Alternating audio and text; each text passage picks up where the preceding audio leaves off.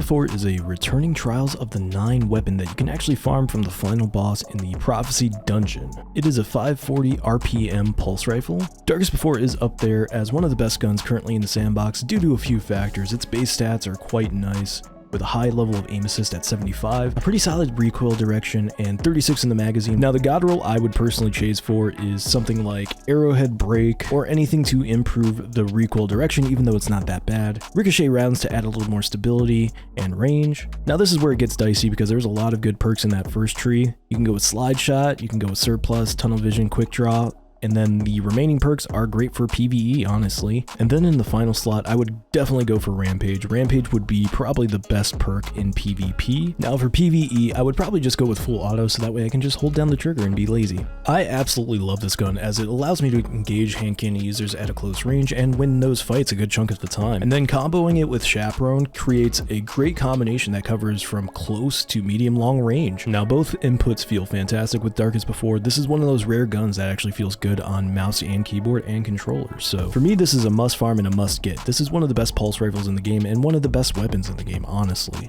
The only downside it has really is it's dependent on the map that you draw. So if you have something like a tight range map with a lot of cover that people can strafe or hide in, Anomaly, something like that, it can be difficult to find a groove, but still it is a great gun and I fully recommend farming it out. And if you don't have a god roll or anything like that, it's still a solid gun. It doesn't particularly matter what roll you have, it's just a god roll makes it more optimal. If you guys found this video helpful, please leave a thumbs up and subscribe if you're new to the channel, because you're more than welcome to be a part of this weeb army. I stream here on YouTube Fridays and Saturdays by 11 AM Eastern if you guys want to stop by and say hi.